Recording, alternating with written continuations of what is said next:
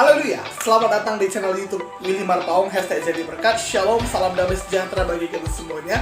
Dan hari ini saya mau bagikan firman Tuhan kepada saudara, karena channel ini saya buat tujuannya untuk memberkati kita semuanya, untuk memberkati umat Tuhan dimanapun dan siapapun yang bisa mendengarkan ini. Kalaupun tidak banyak viewersnya, saya setia pada perkara kecil. Tuhan bukakan perkara yang kecil ini kepada saya. Ini vision dari Tuhan, dan kalau Tuhan sudah membukakan perkara yang kecil, maka Tuhan akan bukakan perkara-perkara yang lebih besar. Maka Tuhan akan berikan perkara-perkara yang besar. Dan saya mau hidup saya jadi berkat.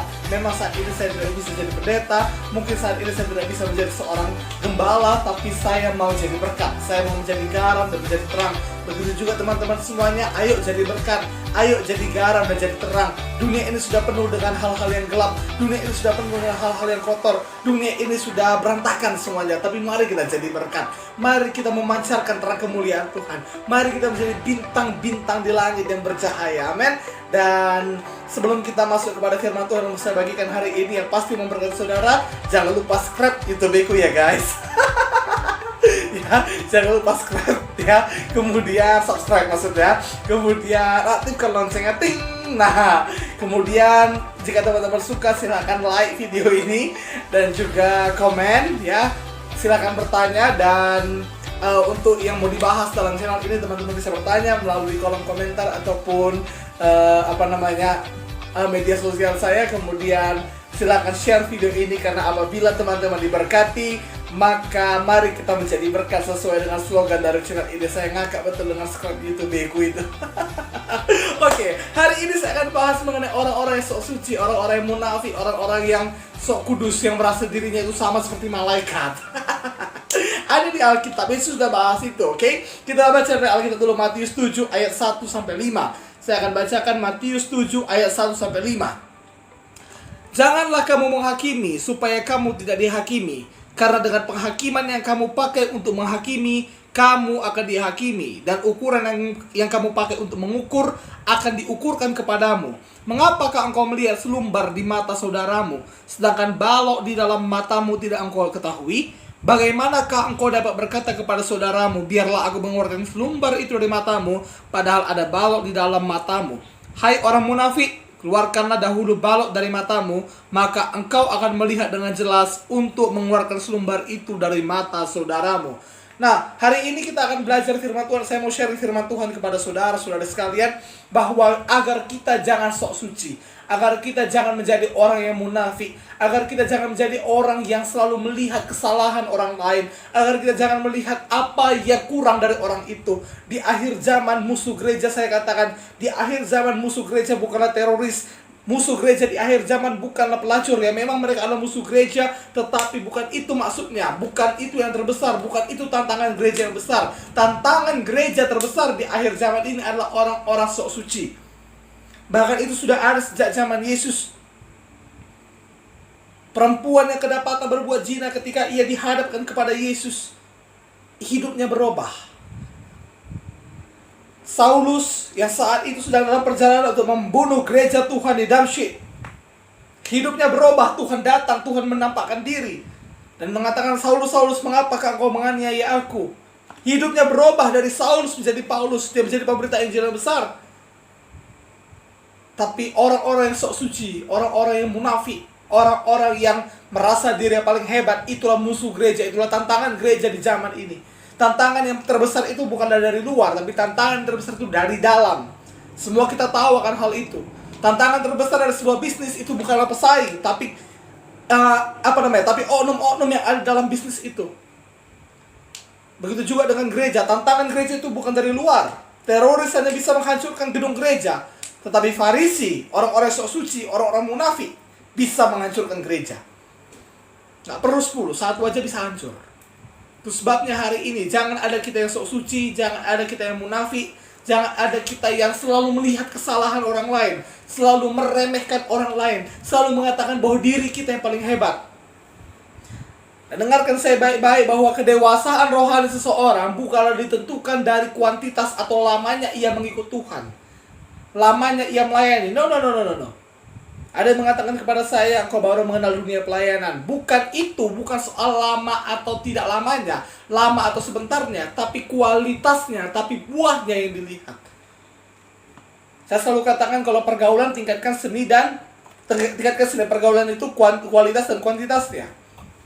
Tetapi dalam pelayanan, dalam kedewasaan rohani, bukan kuantitasnya yang dilihat. Bukan berapa lamanya engkau melayani maka engkau itu hebat. No. Tapi kualitasmu, buahmu. Karena Alkitab mengatakan pohon dikenal dari buahnya. Kalau buahnya itu baik, maka baiklah pohon itu. Kalau buah pelayananmu baik, kalau orang-orang diberkati lewat pelayananmu, kalau orang-orang diselamatkan lewat pelayananmu, maka itu artinya engkau sudah menjadi berkat. Karena saya bukan mau menjadi seorang pendeta, saya mau jadi berkat. Suatu saya bertemu dengan dengan orang-orang yang memberikan subscribe pada channel ini, mereka mengatakan bagus sekali YouTube-mu itu katanya. Tapi jangan pernah katakan kau pendeta. Saya tidak pernah katakan diri saya pendeta. Saya nggak mau katakan diri saya pendeta. Karena apa? Karena kalau saya mengatakan diri saya adalah pendeta, maka saya adalah pendeta palsu. Karena belum ada gereja yang tahbiskan saya menjadi pendeta. Ya, nanti terjadi lagi perang antara pendeta. Hari ini orang-orang yang sok suci kiranya bertobat. Ya. Ada lagi orang-orang yang mengatakan kepada saya lebih baik kau mencuri daripada berzina. Apa itu? Sama-sama dosa kok di hadapan Tuhan. Tapi memang kalau kita lihat dari dari akibatnya, belum tentu juga ya. Belum tentu juga. Tapi orang-orang yang sok suci itulah orang-orang yang paling ditentang oleh Yesus di waktu dia ada di dunia ini. Yesus pernah menghabiskan satu pasal dalam Matius 23 kalau saya nggak salah, di mana ia menegur orang-orang Farisi, orang-orang sok suci, orang-orang yang merasa dirinya paling hebat. Jangan ada kita yang demikian. Jangan ada kita yang merasa sok suci, yang selalu melihat kesalahan orang lain, yang selalu melihat kekurangan orang lain. Tetapi padahal kekurangan diri sendiri pun, ada balok pun di depan mata kita, kita tidak bisa menyingkirkannya. Hari ini kiranya kita jangan ada orang yang sok suci. Tampil apa adanya dan benahi diri untuk terus menjadi lebih baik. Jangan merasa diri paling hebat, karena Yesus yang hebat. Amin. Yesus yang hebat. Kita melayani bukan bersaing-saing, bukan berkompetisi antara satu dengan lain. No. Gereja Tuhan bukanlah untuk bersaing antara gereja A dengan gereja B. Bersaing gedung mana yang paling mewah, bersaing jemaat mana yang paling banyak, bersaing persepuluhan siapa yang paling besar. No, bukan itu. Tapi berlomba-lomba dengan tujuan yang sama, menyelamatkan jiwa-jiwa, memberkati jiwa-jiwa. Itu tujuan gereja. Jadi gereja bukan bersaing, gereja A dengan gereja B bersaing, karena ujungnya itu apa yang terjadi? Ujungnya hanyalah perpecahan yang terjadi. Itu sebabnya jangan menjadi orang yang sok suci, apa-apa nggak boleh, semua merasa dirinya paling hebat. Padahal makanya ya, kenapa ada banyak orang seperti itu? Ya, karena memang egoisnya tinggi, kesombongannya tinggi. Dia merasa aku yang paling hebat, aku yang paling hebat, aku yang paling suci. Hampir sama dia dengan Roh Kudus. Padahal dia manusia biasa. Ingat itu baik-baik. Selama kita hidup di dunia ini, maka masih ada kekurangan. Ingat itu baik-baik. Selama kita hidup di dunia ini, pasti kita memiliki kekurangan. Tidak ada tidak ada yang sempurna di dunia ini. YouTube saya ini pun gak ada yang sempurna. Belum ada videonya yang sempurna menurut saya. Tapi kalau kita terus memandang kepada kekurangan, ujung-ujungnya kita menjadi munafik. Dan ketika kita ditegur, kita gak mau. Jangan demikian.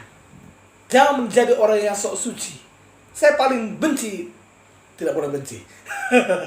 Saya paling anti sama orang sok suci. Betul. Kenapa? Karena hidupnya ini kan saya ini masih manusia loh. Saudara juga manusia kan yang menonton ini. Siapa saudara yang gak pernah berbuat dosa 1 jam aja? Masalah 1 jam. Mungkin lah waktu ibadah ya kan. Waktu ibadah pun sering ngantuk. Itu dosa loh. 1 hari. Siapa? Semua orang sudah berdosa. Dan janganlah kita selalu menghakimi orang. Kita selalu katakan engkau berdosa, lalu kau pakai ayat-ayat firman Tuhan. Sama kau dengan setan, itu artinya. Jangan demikian. Mari kita bertobat.